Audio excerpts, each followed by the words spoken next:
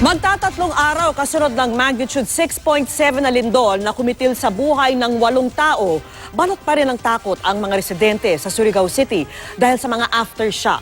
16 na barangay pa po ang nangangapa sa dilim dahil sa problema sa supply ng kuryente.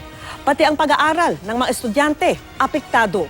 At mula po sa Surigao City, nakatutok live si Steve Dailisa. Steve. Alam mo, Vicky, nasa 154 aftershocks na ang naitatala ng PHIVOLCS. 3 araw makalipas yung magnitude 6.7 na lindol na tumama dito sa Surigao City. Yung mga kababayan natin dito, pilit na nilang ibinabalik sa normal yung kanilang pamumuhay. Katunayan, sa drone video na ating ipapakita sa inyo, yan yung Anaw-Awon Bridge. Yan yung tulay na naputol sa kasagsagan ng pagtama ng lindol.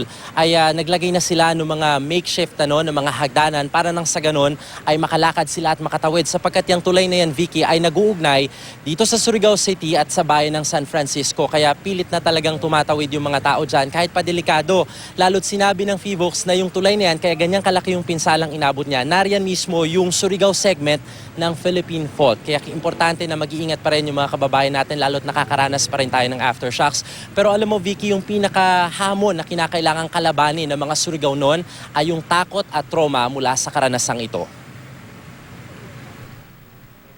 Naiiyak at hindi mapakali si Amorsola Betanzus ng Barangay Imas sa bayan ng Sison, Surigao del Norte sa tuwing makakaramdam ng pagyanig. Nakaligtas silang buong mag-anak pero wala nang mauuwian at wala pa raw tulong na natatanggap. Ako nang bumigay yung sa division namin, sa may pinto, sa kwarto namin.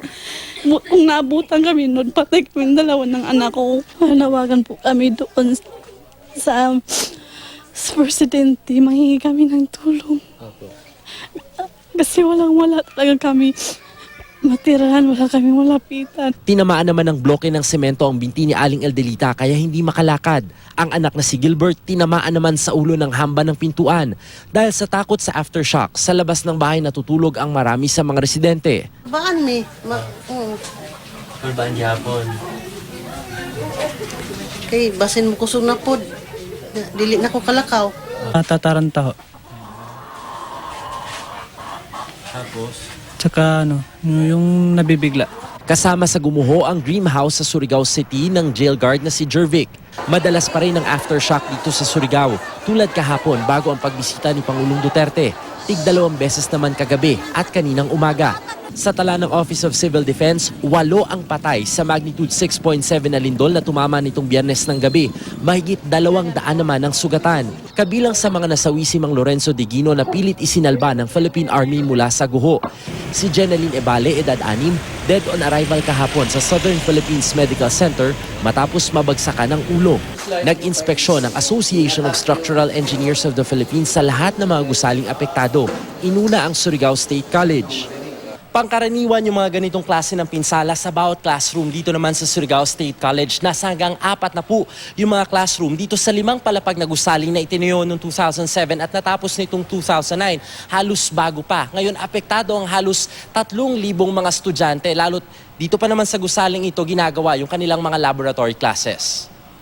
May crack sa mga poste at beam. Hindi raw muna ipagagamit ang gusali. Mainframe, mayroon bang mga nag-burst or nagputok na mga columns? Mga beams, mayroon bang mga cracks, structural cracks, yung mga malalaki? At saka basically, yung mga non-structural also, yung mga ceiling, walls, yung magiging falling hazard. So, hindi na safe yung mga occupants. Napag-alamang substandard ang hollow blocks sa iba pang gusaling ininspeksyon. Very soft. Ang may-ari ng 6-story commercial building na ito, sinimula ng hakuti ng mga paninda. Tatapalan na lang daw muna ang mga malalaking uka. Hindi po kayo natatakot na sa aftershock? Hindi, alam naman namin matibay yung building. Yung maliban lang dyan sa yung walling lang. Okay na, gahapon in-inspection na ng mga civil engineers sa galing Davao. Vicky, dito sa mismong syudad ng Surigao, meron ng supply ng kuryente pero yung mga binisita natin ng mga bayan ay nangangapa pa rin sa dilim at umaasa sila na agad mahahatiran ng mga relief goods para kahit papano may maipantawid sila sa pang-araw-araw. Suspendido pa rin indefinitely yung mga klase rito. Ang nagpasabi yung ibang mga state universities na hopefully makalipas ang 1 linggo makabalik na sila sa kanilang mga klase pero magtitiis muna sila sa mga makeshift classrooms. Vicky. Maraming salamat sa iyo, Steve Dailisa.